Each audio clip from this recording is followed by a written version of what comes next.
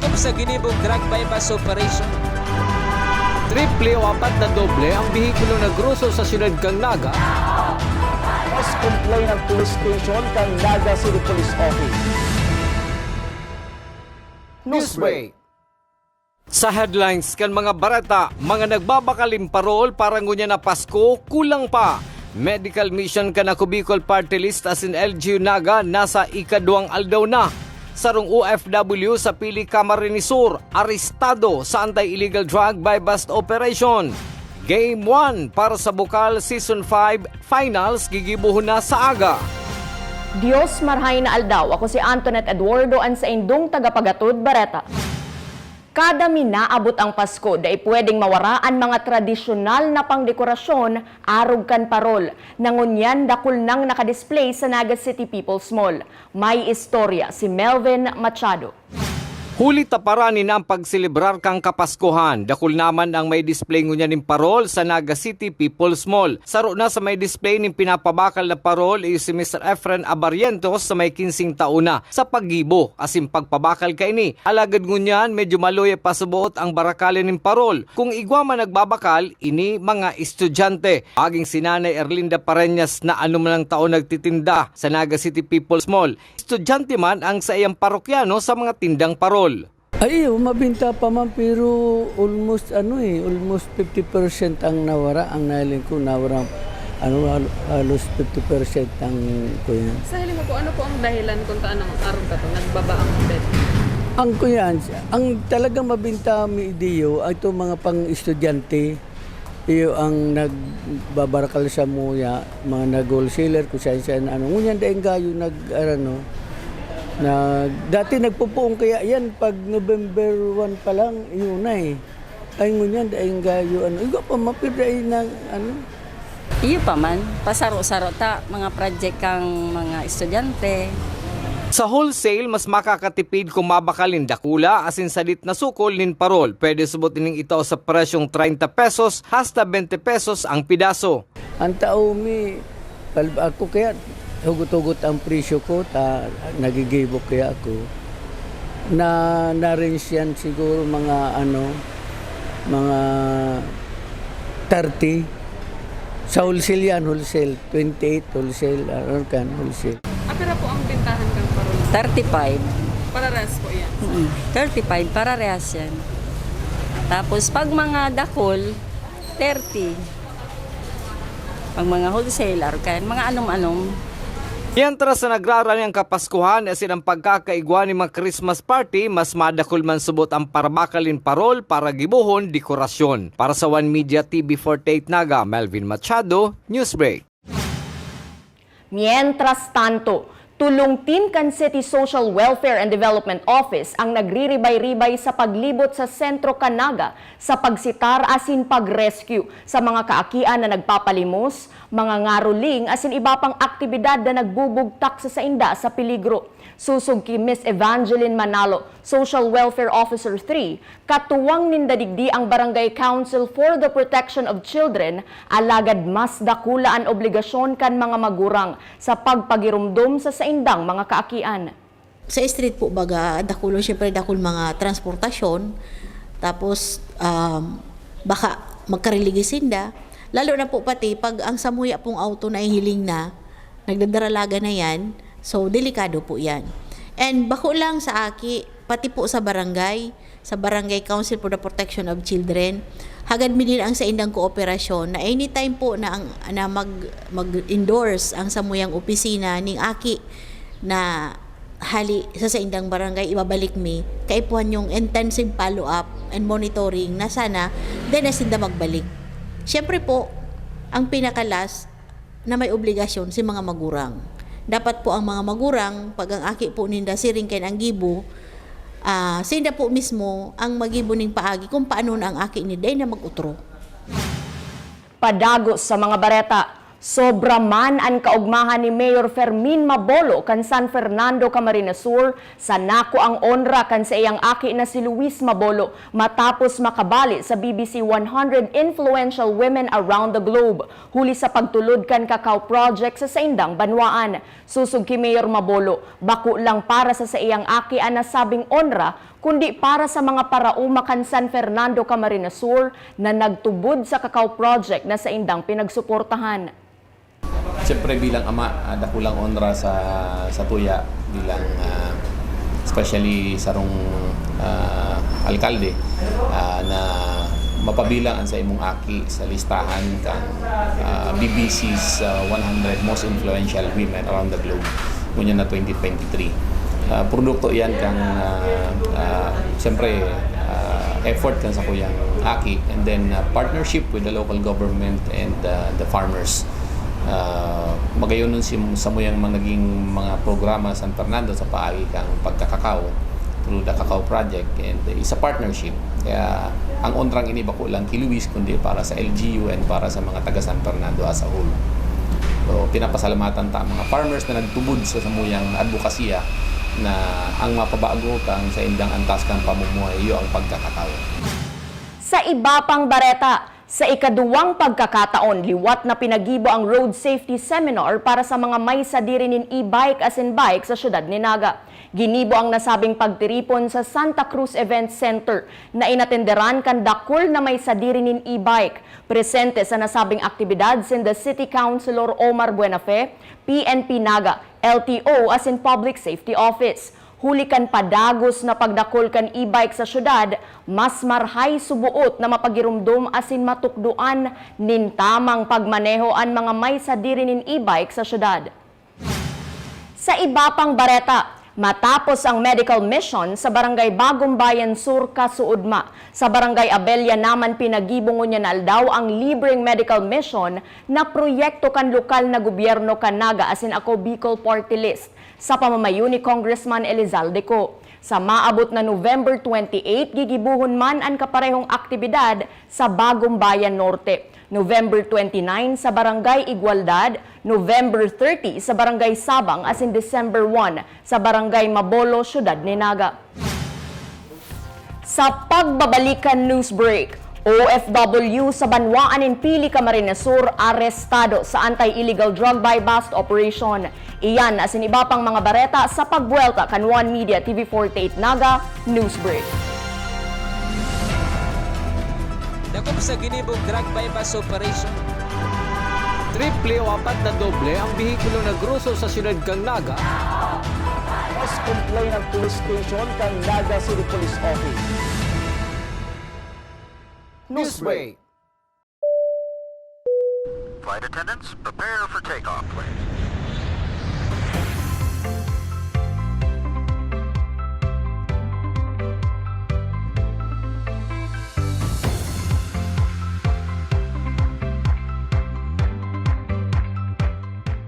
Slip life vest over your head. Take the tape around your waist.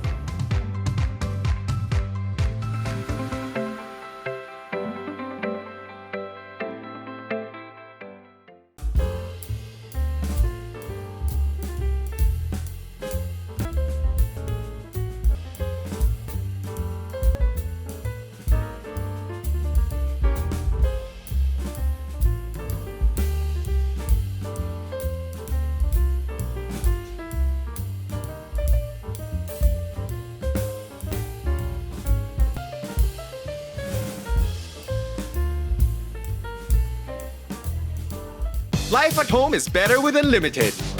Unlimited fiber all day, day, day. Unlimited entertainment all the way. Unlimited goals for the family. Unlimited care so the fam's all. Enjoy all these for just 1,399 pesos. Have it all, have it all. Get the PLDT Home Fiber Unli All 1399 today.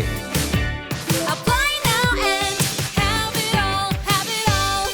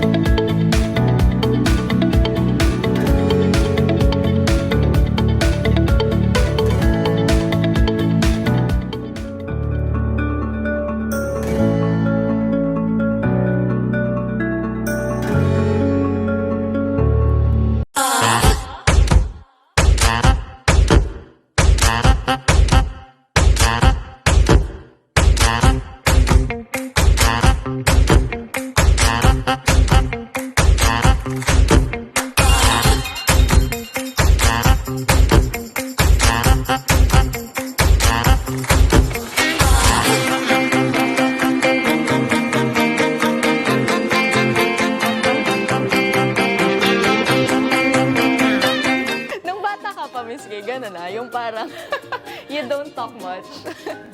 So, pag binabalikan mo, Miss Kay, 10 years na, ano yung feeling?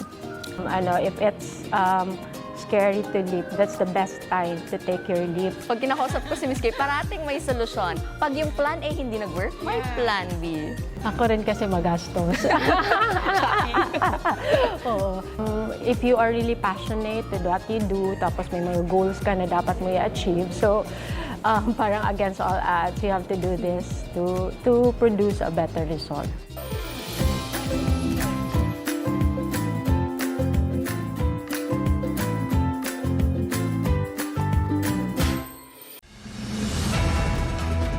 Dakop sa ginibong drug bypass operation. Triple o apat na doble ang bihikulo na gruso sa siyudad kang Naga. Mas complain ng police station kang Naga City Police Office. Newsbreak. Sa pagpapadagos kan mga bareta, Industrial Leaders Summit, Partners Engagement and Stakeholders Convergence pinag-organisar kan DepEd Naga. Ang detalye sa report ni Melvin Machado. Pinanginotan kang Department of Education ang Industrial Leaders Summit, Partners Engagement and Stakeholders Convergence na pinagibo sa Sarong Hotel digdi sa Naga. Pinagpartisiparan ini kang 41 na public schools as in partners. Pinagpaliwanag man ni Schools Division Superintendent Dr. Susan Coliano ano beto kang programang ini. Ang importance po ka ini is na ilatag me and sinda na araman ninda kung ano ang vision, ano ang mission kang DepEd, and ano ang mga initiatives and imperatives where they can also put in their resources. Generation talaga siya ng mobilization siya of our stakeholders tanganing mag-meet po ang samuyang mga mission, and of course ma-invite Miss Hinda po na mag-invest in education in Naga City. Sigun pa sa iya, dakulaon ng tabang kaini sa mga kaakian. Dakulaon na tabang siya kasi ang satuyang piglatag sa inda nakafocus talaga sa need. Ang pinaka-need naman niya na reveal kang satuyang standard assessment, ito na nga ning reading in the early grades. Nagpasalamat man ng proprietress kang DLMR Psychometric Center na si Desiree Lo Rivera sa DepEd. Si DLMR is always here para sa DepEd. Kung ano yung kailangan ninyo, ano kailangan ko para sa inyo.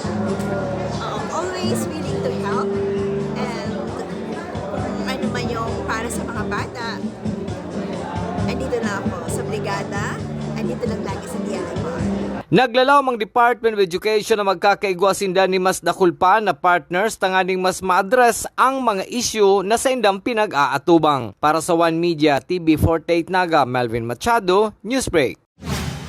Sa police report, sarong 63 anyos na OFW na pinagbistusan na sa pangaran na Ulysses as in residente kan Zone 5 Barangay Binanuanan, Pili, Camarines Sur, ang inaresto matapos ang anti-illegal drug buy-bust operation Kasubanggi. Nakumpiskar sa sospek ang 0.3 grams nin subuot illegal na droga na nagkakantidad 2,040 pesos.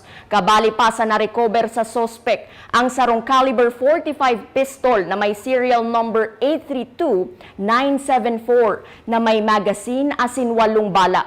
2 pidaso nin magazine para caliber 45 pistol asin 36 na live ammunition. Ang sospek ang yaon ngunyan sa kustudiya kan Pili Municipal Police Station. Sa iba pang police report, 52 grams din sugot shabu ang nakumpiskar sa sospek na si alias Pepoy kan gibuhunan anti-illegal drug buy-bust operation sa Purok 8 Tugbongan, Barangay Nursery, Masbate City sa pangingenot kan Masbate City PNP. Ang nakumpiskar na illegal na droga ang nagkakantidad 353,600 pesos. Nangunyan yaon sa pagsasaray kan mga otoridad sa nasabing probinsya. Ang sospek ang pinagkukonsiderar kan PNP na high-value individual. Sa iba pang bareta, Game 1 Finals kan Bukal Season 5 pinag-aabangan na kan publiko. Ang detalye sa report ni Campus Correspondent Franz Lanuzo. Makalihis ang sarong simana liwat na madadalan ang patiribayan, pakurusugan, asin mainit na bakbakan para sa men's basketball sa Bukal Season 5 sa agang Sabado, November 25. Anom na team ang maralaban sa nasambit na torneo nagikibuhon sa Adno Gymnasium. Gabos, may sarong obheto. Iyoan maipuli ang kampyonato. Enot na malaban ang ACLC Hawks kontra Annunciation Panthers Juniors Division para sa battle for second runner-up. Susundan inikan ACC Green Serpents kontra sa NCF Cubs Juniors Division para sa Game 1 kan finals. Dangan ang Annunciation Panthers kontra sa ACC Green Serpents Seniors Division. May 40 pesos entrance fee para sa mga maawot magdalan asin magpahiling suporta. Daiman maitago kan defending champion NCF Cubs ang sa indang kaugmahan ninhuli ta sinda nakalaog sa finals kan Bukal Season 5. Para sa mga update kan nasambit na kawat madadalan ang live coverage sa Bukal Facebook page One Media TV 48 Naga asin Oragon Sports TV. Para sa One Media TV 48 Naga, Franz Lanuzo, Newsbreak. Padagos sa mga bareta, mga produkto kan mga estudyanteng may kursong College of Business and Management sa Naga College Foundation itinampok sa sarong trade fair. Ang detalye sa report ni campus correspondent Kelly Francisco. May homemade atsara, DIY detergent, asin ining Pili Pulp Jam, pirasa na sa mga produktong ibinida digdi sa trade fair na inorganisa kang College of Business and Management sa laog kang Naga College Foundation. Ibinida kan mga estudyante kan Naga College Foundation College of Business and Management an sa indang manlain-lain na produkto sa trade fair. Para sa Junior Marketing Association President asin organizer kan aktibidad, obheto ninda na matabangan ang kapwa estudyante na mag-promote nin produkto asin ma-expose na sinda sa business industry. As a business management student, so kay puan mi din mag-expose sa mga arog kaniyong event. So para at least sa future maging aware na din kami sa mga mangyayari. And then especially din sa sa fourth year makakatabang sa inda para at least ma-promote ang sa indang product po. Para man sa Human Resource Management student na si Antoinette Trindad, inisarong oportunidad para mapahilingkan mga estudyante ang sa indang kakayahan pag-abot sa business. My experience here in this trade was so good. Kasi nagbibigay sila ng opportunity to the students to express kung ano man yung nafe-feel nila towards the business or small business man is in-start nila. That was so good sa student kasi nadidevelop sila lalo. Kanya-kanyang diskarte sa pagtinda asin kanya-kanyang bida nin produkto. Alagad sa raro sinda sa obhetong matabangan ang labang saro na maging matrayumpo sa pinagkukuang kurso. Para sa One Media TV 48 Naga, Kelly Francisco, Newsbreak. Asin yan ang mga bidang baretang nakalap kan mas pinakusog na puwersa kan One Media TV 48 Naga News and Bicol Affairs. Daimalingaw na i-follow ang samuyang official Facebook page as in YouTube channel. One Media TV 48 Naga, tanganing updated kita sa mga bareta asin istoryang bida. An Bicolano. Ako si Antoinette Eduardo asin ini an One Media TV 48 Naga Newsbreak. Dakop sa ginibong drug bypass operation. Triple o apat na doble ang bihikulo na gruso sa siyudad kang Naga. Mas complain ang police station kang Naga City Police Office. Newsbreak.